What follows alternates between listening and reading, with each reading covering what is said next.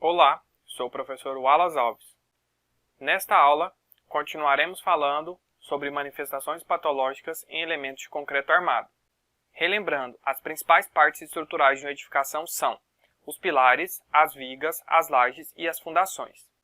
As partes que constituem o concreto armado são o concreto, que resiste a esforços de compressão, e o aço, que resiste a esforços de flexão. Em conjunto, eles formam o concreto armado, um material que trabalha bem a flexo-compressão. De forma geral, as manifestações patológicas presentes nos elementos de concreto armado são classificadas de duas formas. As anomalias congênitas, que são aquelas que já nascem com a edificação, ocorrem durante as fases de projeto, execução e materiais, e as anomalias adquiridas, aquelas que ocorrem durante a vida útil da edificação, nas fases de uso e manutenção. A origem das manifestações patológicas nos elementos de concreto está relacionada a qual fase da edificação em que ocorreu a predisposição para que a patologia ocorresse. Nessas duas imagens é possível notar a presença da eflorescência, uma patologia muito comum em elementos de concreto armado, e também a presença de corrosão das armaduras, outra patologia comum em elementos de concreto armado. Ambas podem ser evitadas tanto nas etapas de projeto, execução, materiais, uso e manutenção. Nos próximos slides serão citadas algumas origens em relação a cada uma dessas fases da edificação, iniciando-se pelo projeto. Os defeitos de projeto ocorrem basicamente por inexperiência do engenheiro projetista, falta de inespecificação e uso incorreto dos materiais. Portanto, o profissional responsável por dimensionar os elementos de concreto armado precisa ter um conhecimento necessário nesta área e seguir rigorosamente todas as legislações pertinentes às estruturas de concreto armado. Os defeitos de execução ocorrem somente durante o processo executivo, ou seja, a etapa de obra. Nesta etapa é de suma importância a mão de obra qualificada e o uso de materiais de boa qualidade. A erosão do solo provoca muitas manifestações patológicas nos elementos de concreto, principalmente naqueles elementos posicionados próximo a cursos de água e também nos elementos de fundações. O desgaste dos elementos de concreto pode ocorrer por fatores externos ou internos.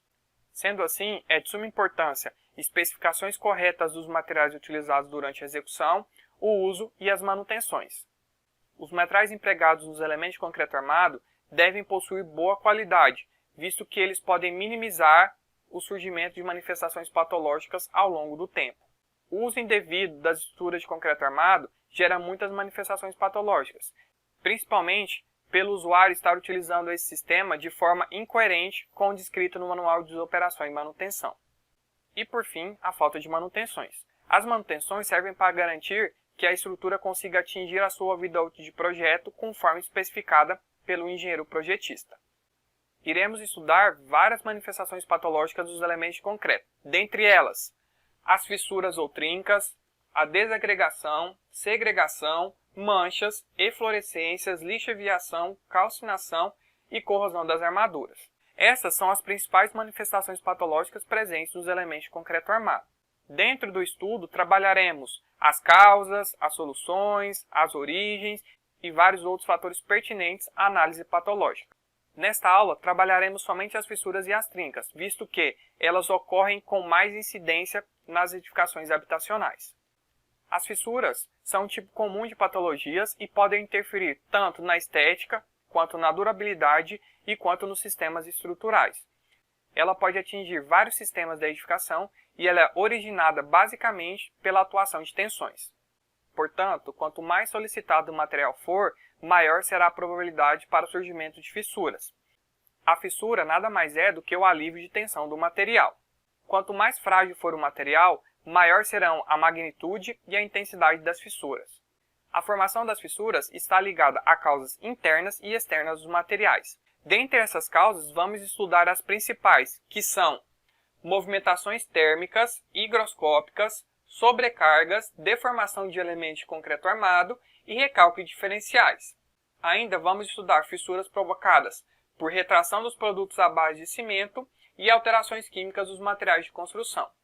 Todas essas causas serão melhor descritas ao decorrer desta aula. Uma forma importante de se classificar as fissuras é em relação à sua espessura. A NBR 9575 de 2010 classifica elas em fissuras com abertura de até 0,5 mm, trinca de 0,5 a 0,15 mm, rachadura de 0,15 a 5 mm, fenda de 5 a 10 mm e brecha acima de 10 mm. Então, para se classificar as fissuras em relação à sua espessura, há necessidade de se fazer a aferição dessa espessura. Preferencialmente se usa o termo fissura ao invés de trinca. Outra forma comum de se classificar as fissuras é em fissura geométrica e fissura mapeada. A fissura geométrica geralmente ela ocorre de forma isolada. Já a fissura mapeada ela ocorre de forma conjunta, ou seja, eu tenho a formação de um mapa de fissuras. Além dessa classificação, há ainda a subclassificação em ativas ou passivas ou ativas e inativas para ambas. Dentro das fissuras geométricas, as ativas elas podem ser sazonais, são aquelas que ocorrem durante uma época do ano, por exemplo, quando eu tenho temperaturas mais elevadas, e as progressivas são aquelas que aumentam ao decorrer do ano, ou seja, ela não para de aumentar de espessura. Já dentro das fissuras mapeadas, as ativas elas são sazonais, ou seja, essas fissuras podem aumentar de acordo com a época do ano, com a temperatura maior, intensidade de chuva, vento, entre outros fatores. Então as fissuras elas podem ser classificadas em relação à forma de manifestação em geométrica e mapeada, quanto à atividade, ou seja, o aumento da espessura em relação ao tempo em ativas e passivas, e quanto à variação da abertura em sazonais ou progressivas, aquelas que ocorrem durante uma época do ano ou aquelas que aumentam de forma progressiva. As fissuras ativas são aquelas que têm variação expressiva em relação à sua espessura. Já as fissuras inativas são aquelas que não aumentam aumento da espessura em relação ao tempo. As fissuras sazonais ocorrem durante uma época do ano e elas oscilam entre um valor médio, ou seja, não ocorre um aumento progressivo infinito desta fissura. As progressivas apresentam aumento da abertura ao longo do tempo, ou seja, elas não param de aumentar a sua espessura a não ser que seja realizada uma intervenção. As fissuras podem ser monitoradas de diversas formas, dentre elas o fissurômetro. O fissurômetro serve para verificar o aumento da espessura das fissuras. O fissurômetro pode ser feito de gesso, com lâmina de vidro, dentre outros materiais. Já o fissurômetro aqui do centro ele é mais preciso, visto que ele possui no seu corpo um método de aferir a abertura da fissura. Aqui temos dois exemplos de fissurômetros. Um feito de plástico, em que afere a variação da fissura conforme a sua abertura, e ali um composto em vidro e papel. Nota-se que no de vidro ele irá verificar a variação da abertura quando ocorre o rompimento. Se o fissurômetro rompeu, quer dizer que essa fissura ela está aumentando de abertura ao longo do tempo. O de gesso funciona de forma semelhante. Tem-se também uma régua fissurômetro. Nessa régua é possível comparar a abertura da fissura em relação à sua espessura em milímetros. Agora vamos trabalhar com maior ênfase as causas das fissuras nos elementos de concreto. As fissuras podem ocorrer no concreto fresco. Dentre as principais causas são movimentação das formas, aqui temos um exemplo, a forma do concreto movimentou e o concreto estava em processo de endurecimento, ocorreu a fissura. Temos a dessecação superficial, principalmente das lajes que ficam expostas aos ventos. Então aqui a parte superficial ela vai começar o processo de secagem mais rapidamente. Se estiver ventando muito, eu vou ter uma secagem superficial mais acelerada e as fissuras vão acontecer porque o concreto está retraindo, ele está perdendo água para o meio. E também as vibrações. As vibrações ocorrem durante, por exemplo, o processo de retirada das formas. Já no concreto endurecido, ou seja, após o tempo de secagem de 28 dias, várias são as causas de manifestações patológicas nesses elementos de concreto.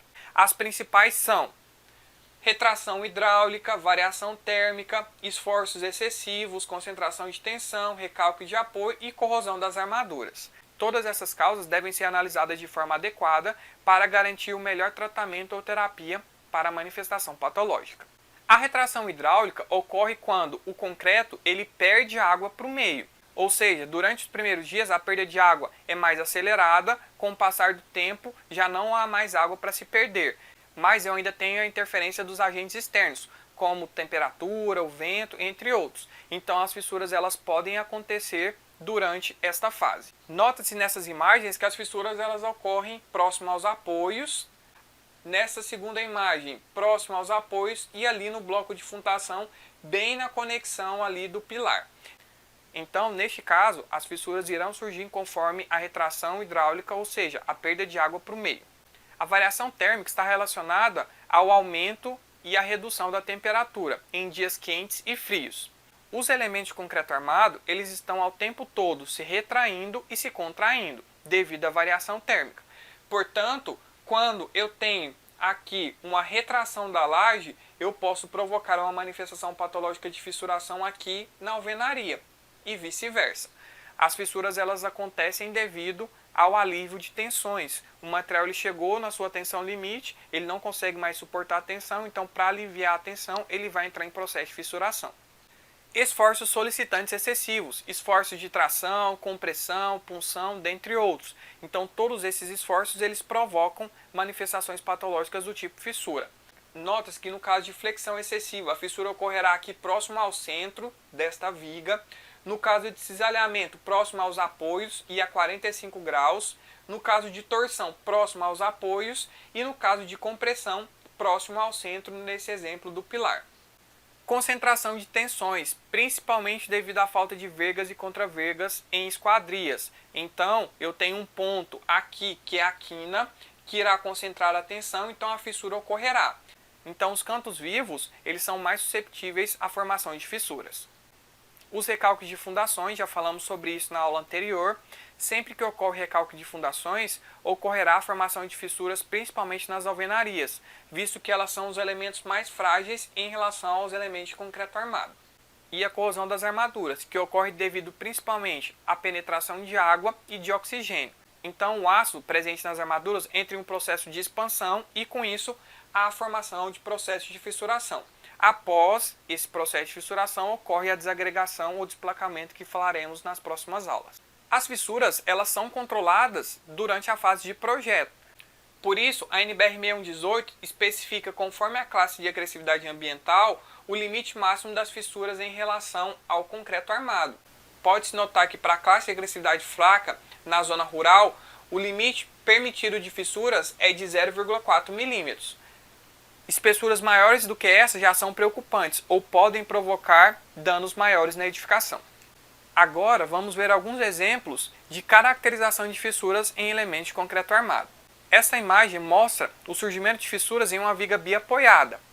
O processo de fissuração inicia-se principalmente no centro, onde o momento fletor é maior, ou seja, onde não há apoio, e ele vai do centro para as extremidades. No centro, as fissuras terão uma espessura maior quando comparada às fissuras das extremidades. Essa imagem foi retirada durante um experimento feito em laboratório de uma viga subarmada tracionada. Notem o padrão de surgimento das fissuras em relação à quantidade de carga aplicada. Em vigas em balanço, o processo de fissuração ocorrerá basicamente próximo ao apoio, devido à carga que está sendo aplicada na ponta. Já em lajes apoiadas, a fissura ocorrerá tanto na face superior quanto na face inferior. Na face superior, ela terá essa característica próxima aos apoios e na face inferior, fissuras a 45 graus Celsius com uma fissura geométrica ali no centro. Quando as fissuras são provocadas por esforço de tensão, elas têm essa característica de zigue-zague presente em todo o corpo da estrutura. E as fissuras que ocorrem devido à punção da laje têm essa característica do centro para a extremidade e a espessura delas vão aumentando conforme a extensão da fissura. As fissuras formadas por recalque de apoio ocorrem principalmente nas alvenarias. Nessa imagem é possível notar que elas nascem aqui nos cantos vivos das esquadrias e vão se estendendo por toda a alvenaria. Cabe ressaltar que a forma que a fissura apresenta não é sempre igual em todas as situações. Elas podem variar conforme o agente. Para realizar o tratamento de fissuras, primeiro deve-se analisar se ela é ativa ou inativa. Caso ela seja inativa ou passiva, o tratamento é simples. Ele pode ser feito conforme a descrição desses procedimentos. Primeiro, abre-se o sulco em toda a extensão da fissura. Após isso, Aplica-se um selante dentro da fissura. Esse selante ele é flexível para dar maleabilidade para o elemento de concreto dilatar e contrair sem provocar novas fissurações. Após a aplicação do selante, espera a sua secagem.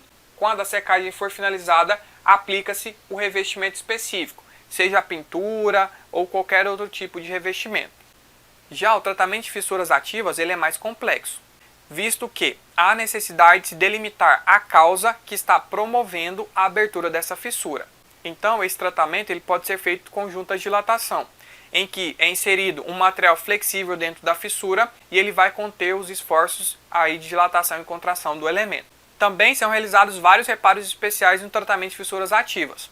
Vários deles precisam de uma análise prévia com a correta delimitação do tratamento. Ressalta-se que podem ser combinadas várias técnicas para o tratamento das fissuras. Uma técnica comum utilizada no tratamento de fissuras ativas é o acabamento com pintura. Primeiro, realiza-se a limpeza do local. Após isso, ocorre a aplicação de uma massa PVA, espera-se a secagem e, por fim, realiza-se o acabamento. Também pode ser realizado o acabamento com polimento. Esse recurso serve para aumentar a proteção do concreto e também como efeito estético. Neste tratamento, realiza-se o polimento com equipamento específico para garantir uma maior proteção às estruturas de concreto armado e, com isso, o tratamento das fissuras. Vale ressaltar que o tratamento de fissuras ativas ele dependerá da causa principal que está provocando o surgimento dessas fissuras. Portanto, aconselha-se realizar um estudo minucioso dessas causas. Em relação a manifestações patológicas no concreto armado, é isso. Aguardo vocês nas próximas aulas. Até lá!